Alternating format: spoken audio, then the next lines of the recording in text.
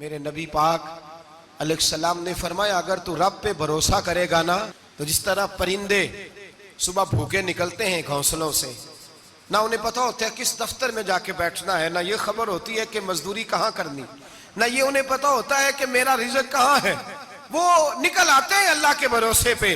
نکلنا تیری ذمہ داری ہے، نکلنا۔ وہ نکل آتے ہیں اللہ کے بھروسے پہ۔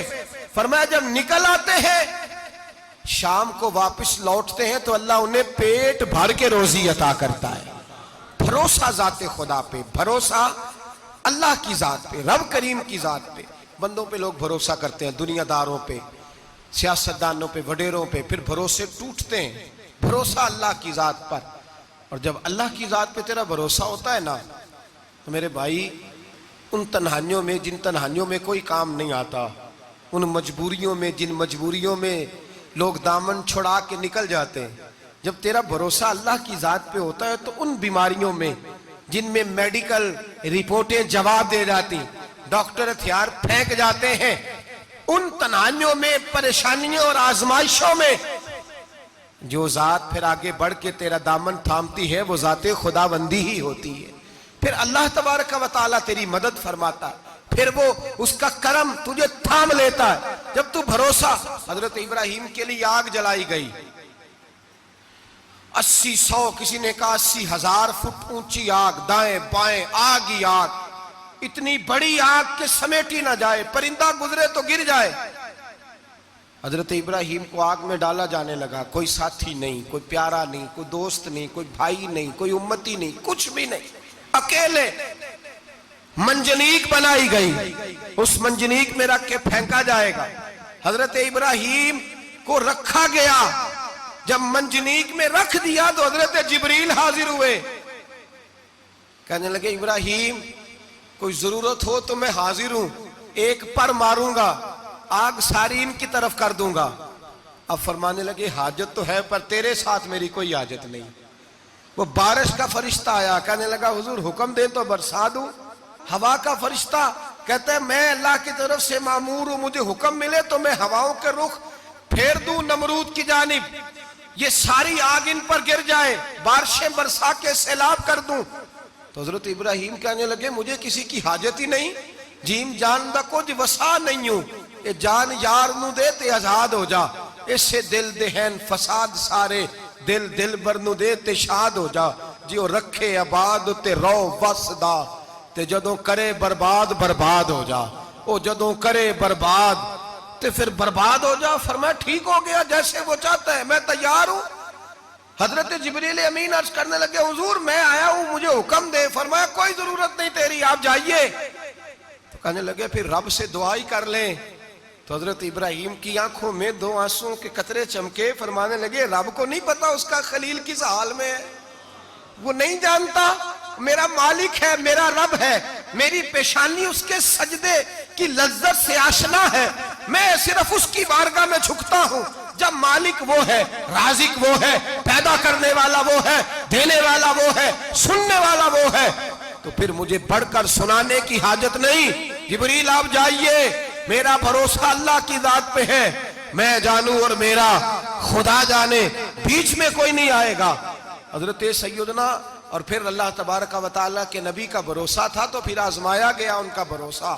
یہ نہیں کہ آگ پھینکنے سے پہلے بجھ گئی، بلکہ تمام کتابیں اٹھائیے، آگ میں ایک دفعہ گرنا پڑا، آگ کے اندر جھونس دیے گئے، ڈال دیے گئے، جب آگ میں گرے ہیں پھر آواز آئی ہے یا نار کونی بردم و سلاما علی ابراہیم، اے آگ اب تو ابراہیم کے لیے سلامتی والی بھی ہو جا اور ٹھنڈی بھی ہو جا۔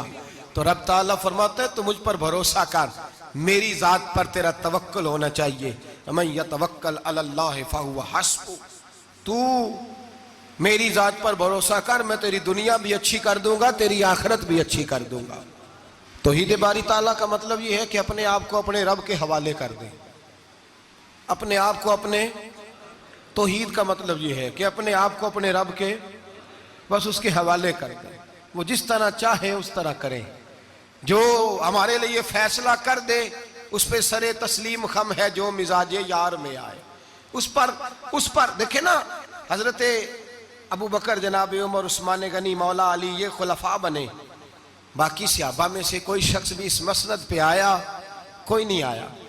پھر کچھ صحابی گورنر بنے، حضرت بلال حبشی کسی عہدے پہ بھی فائز نہیں ہوئے، نوکری سب سے زیادہ، ایک عہدہ بھی نہیں، لیکن تاریخ میں کوئی کمزور حوالہ بھی نہیں کہ کبھی حضرت بلال نے کہا ہو کہ میں بڑا پریشان ہوں، کچھ بھی نہیں، جائیداد نہیں، یار بنا کچھ نہیں، گھر کوئی نہیں، کچھ چلو مکان بن جاتے، 2 دکانوں کا کرایہ ہی آنے لگتا، کوئی بات نہیں فرمائی، زندگی کو مطمئن گزارا۔ وہ حضرت بلال کہنے لگے جو میرا مقام ہے وہ تو کسی اور کا ہے ہی نہیں، وہ تو کسی اور کا ہے ہی نہیں۔ صحابی جہاں بھی تھے وہ کہتے تھے حوالے کر دیا اپنے آپ کو اپنے رب کے۔ حضرت فاطمہ بنت قیس ایک صحابیہ تھی، ان کے خاوند کا وصال ہو گیا، ایک امیر آدمی کا رشتہ بھی آیا، اور نبی پاک صلی اللہ علیہ وسلم کے غلام اسامہ بن زید کا رشتہ بھی آیا۔ یہ اسامہ غریب بھی تھے، غلام بھی تھے، رشتہ آیا۔ اب انہوں نے حضور کی رضا دریافت کی تو نبی پاک کا جھکاؤ غلام اسامہ کی جانب تھا۔ اب ان کے سارے گھر والے کہنے لگے حضور کا اگر تم سمجھتی بھی ہو تو مشورہ ہے، چاہت ہے، حکم تو نہیں نا، ہر آدمی کو اجازت ہے، مرضی سے نکاح کر سکتا ہے، تو آپ امیر آدمی سے رشتہ کریں جو آپ کو خوش رکھے۔ تو حضرت فاطمہ بنت قیس کہنے لگی ماں باپ سے آپ میری فکر نہ کریں، مجھے میرے نبی کے حوالے کریں، اللہ مجھے کبھی ضائع نہیں کرے گا۔ میرے بھائی اپنے آپ کو رب رسول کے حوالے کرو۔ ہم لوگوں نے اپنے آپ کو اپنی سوچ کے حوالے کیا ہے، نفسیاتی مریض بن گئے ہم لوگ۔ پریشانی ہے کہ ختم نہیں ہوتی، دقت ہے کہ ختم نہیں ہوتی، مفت کی آوازاری ہے، ہر وقت لوگ ڈپریشن اور ٹینشن کا شکار ہیں۔ بھائی اپنے آپ کو اپنے رب کے سپرد کرو۔ یہاں تو کوئی کسی چودھری کو کہہ دے کہ بھائی جس طرح کا تیرا دل کرتا ہے میں تیرا اس طرح کر لے، تو وہ انسان کا نقصان نہیں کرتا، کہتا ہے وہ تو میرے پلڑے میں ہی آ کے بیٹھ گیا ہے تو کیسے نقصان کروں۔ اگر رب کریم کو کہہ دو گے کہ یا اللہ تیرے ہیں، جس طرح تو بہتر سمجھے ہمارے ساتھ سلوک کر، اس کی بارگاہ کی طرف جھک جاؤ، اس کی جانب توجہ کر جاؤ، اللہ تبارک و تعالیٰ کے ہو جاؤ۔